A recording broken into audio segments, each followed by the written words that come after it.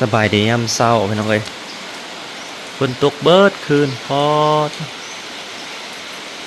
ตกกะเรียรอนี่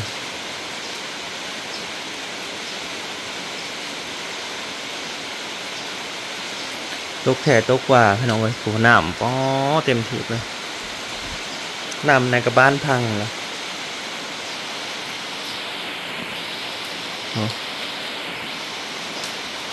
น้ำบนทาง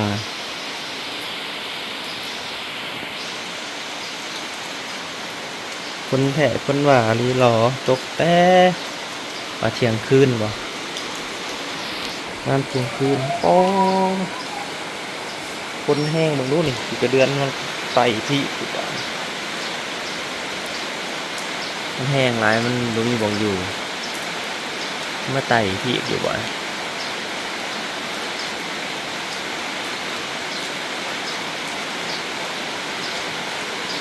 ไก่ก็กินบ่ไหว้แล้วบ่ไก่กระเดือนนี่ไปที่กระเดือนไม่ได้ขี่กระเดือน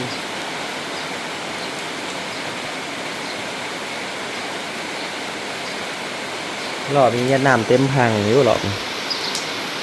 เขาแท้เขาวาเรียรอ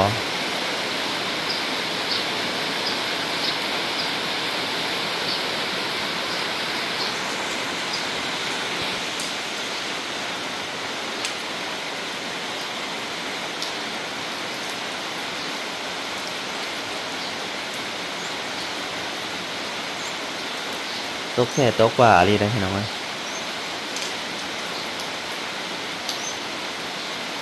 ช่วงแรกๆนะแห้งอะไรตอนมันตกแรงๆป๊อด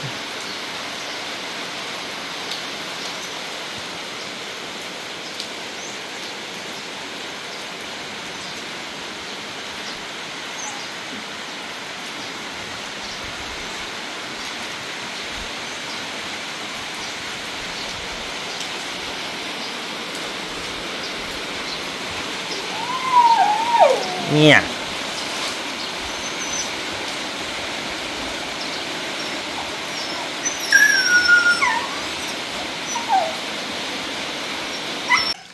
ันแรกที่น้องตื่นมากก็อันเขาย่างไปเบิ่งทางก่อนยันมันขาดเพราะว่าฝนแห้งอ่ะดิฝนแห้งเกินแต่ว่าสภาพทางก็คือเละตุ่มเปะมาแล้วไปมาพอได้ละรถใหญ่บ่มีสิทธิ์ออก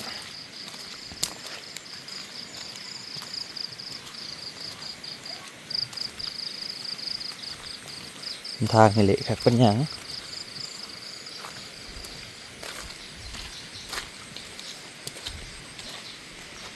อย่างไปเบิ่งกันยันน้ำไหลเลยยันทางขาดตื่นแต่เช้ามาเนี่ย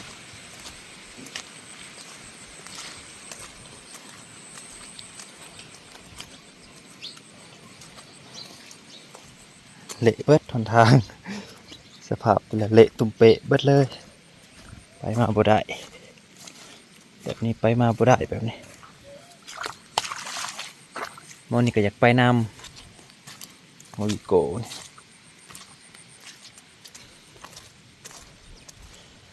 ไปเบิ่งก่อนแถวนี้ก็ไข่แนนมีหินเนี่ยพี่น้องพอไปพอมาได้อยู่มีหินอ๋อเชิงน้ำหัวหินละลงมาหุ่นเลย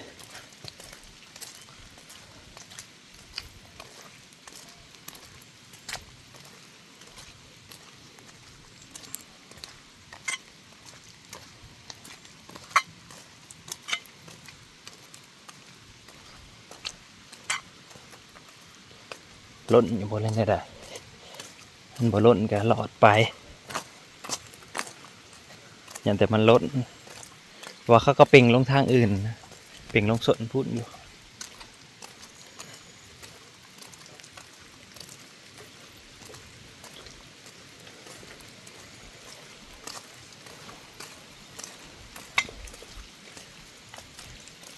ล้นเดี๋ยวบ่ลึกยังไง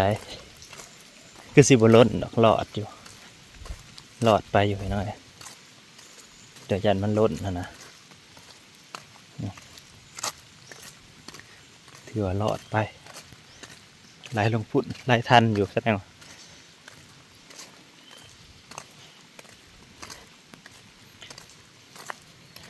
บอลนี้ก็เปื้อนบอลนี้อยากเละๆแน่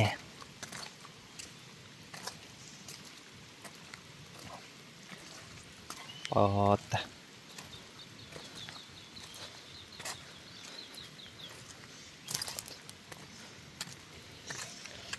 หลอดอยู่พี่น้องเลยคิดว่ามันสิล้นบ่ล้นหลอดไป แนมมาคือน้ำบานพังที่อยู่วันนี้เป็นรุ่นคันหน้าสิขาดบอกว่าเอาอีกแล้ว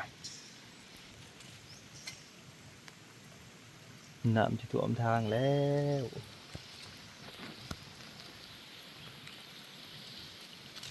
เบิ่งดูพี่น้องนะครับตื่นเช้ามากอันลักๆก็มากวดทางก่อนเพราะว่าคันมันขาดแล้วมันยากมันทางมันเส้นใหญ่เนี่ยก็คือว่าโอเคระบายทันอยู่ก็จะเป่งอยู่ส่วนพูนส่วนใกล้ๆคนละ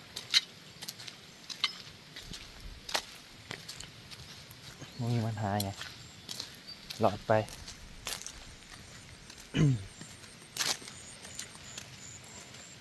เขาหน้าหวานเขาก็โอ้งามเด้อขักอะไรเขาหน้าหวานก็จะมีเจาะ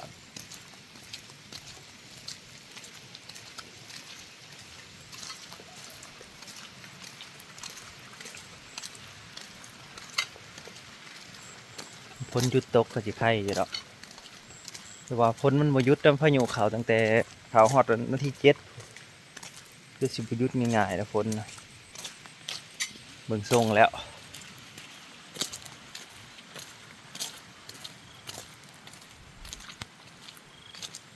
แล้วนี่ก็ลมเริ่มบวมยินหน่อย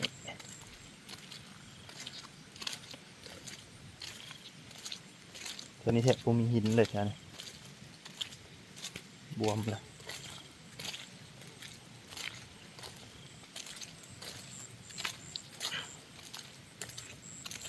ว้าวเหมือนรอบแรกนะพ้นตอนมันมาแรกๆนะป๋อแต่ความแห้งแท้แห้งว่าจนหลังคาสิทะลุเห็นเอาความแห้งของฝนนะต่อ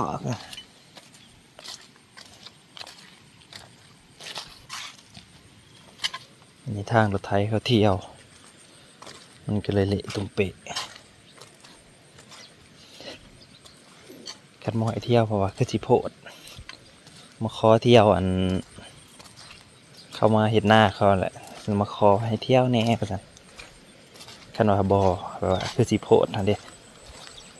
ทันเดปิดไปให้เที่ยวเพื่อเชื่อก่อนหมุนกระสางของมันซะ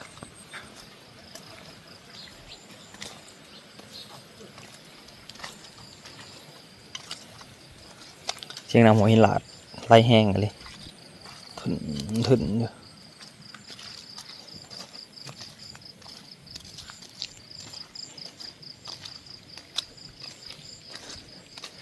ปลานี่คือสิบุเรือแหละปลาขอปลาดุกนี่น้ำเต็มหนองปลานี่ออกเบิดแล้วเขาดำเขาจะกำลังเคี้ยวกลุ่มเคี้ยวกองถือแดดฝนมันมาตกใส่อีกอันแดดอีแห้งกันคัก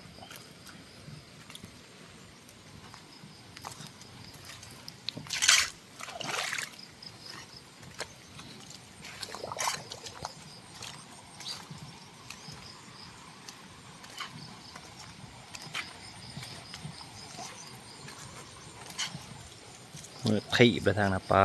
เถอะ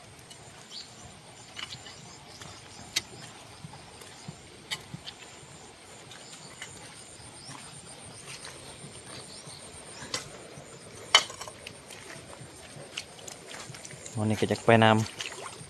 ำอย่าพับไปให้ไปเบิ่งกันนะครับพี่น้องเราเบิ่งแถวหน้าก่อนมันเป็นอะไรมีมันขาดเบิ่งแล้วบ่คันมีความเสี่ยงอยู่เบิ่งฝนแห้งกว่านี้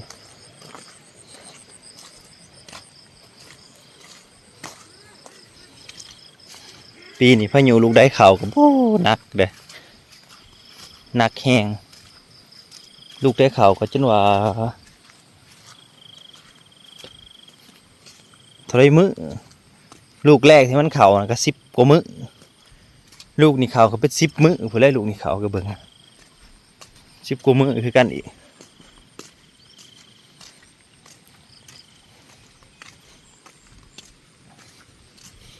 จัดหนักแบบบ่เกรงใจเลยฝนนี่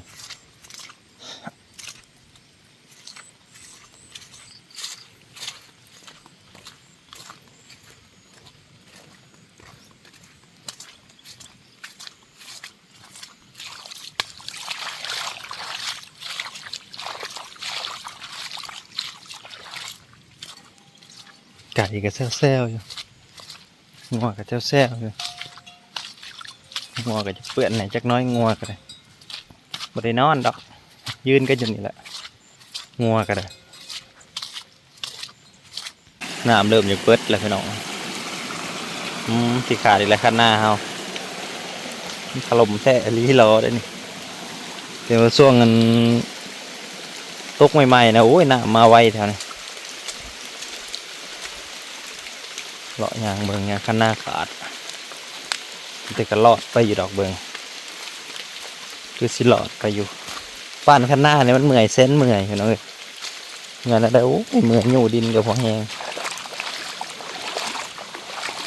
นี่ไปเบิ่งกัน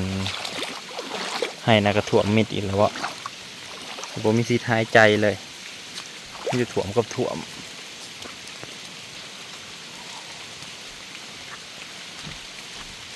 หัวลงอีกแล้ววะ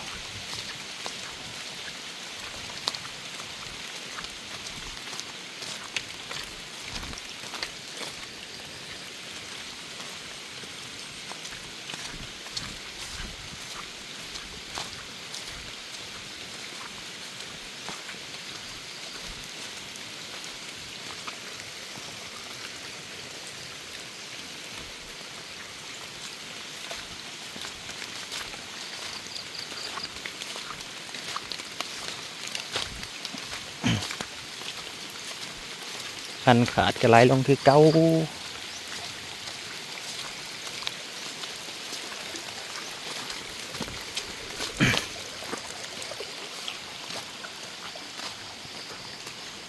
ไหลลงคือเก่าเต็มอีกให้นี่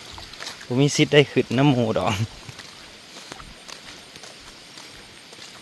สิขาดแล้วสิขาดแล้วหน้าหายใหญ่หล่นเหลืองมันบกเกี่ยวบกยังสำเหลืองโอ้บกเกี่ยวบกยังเลยเหลืองยังคือเป็นอย่างสีแต่เก่ามันก็สีเขียวแหละอันนี้พันเหลืองคือเป็นอย่างสียังของมัน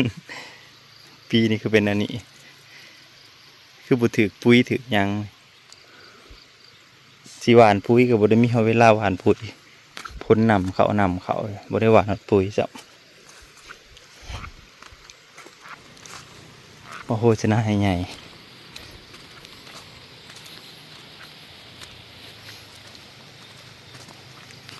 ให้นี่ก็เคี้ยวน้อยหนึ่งเรื่องก็มีเป็นจุดสูตรใหม่บ่สูตรเหลืองก็มีอยู่โทษดอกเลย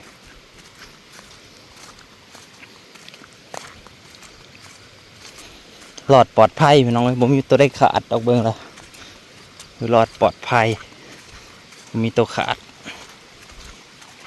มันก็เร่งระบายน้ำออกมันจะถ่วมเขาอีกแล้ว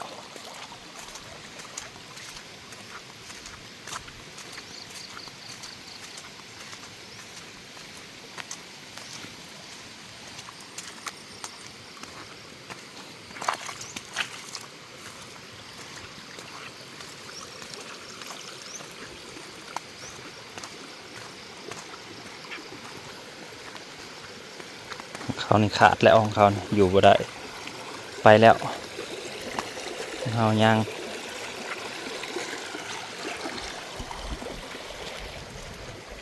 มาเลาะแต่หน้าเนี่ยแหละเพราะว่าย่านมันขาดมาจากบ้านขั้นขาดเหนื่อยพอกันใหม่เรียกพี่น้องเด้อขอบคุณหลายๆที่มารับชม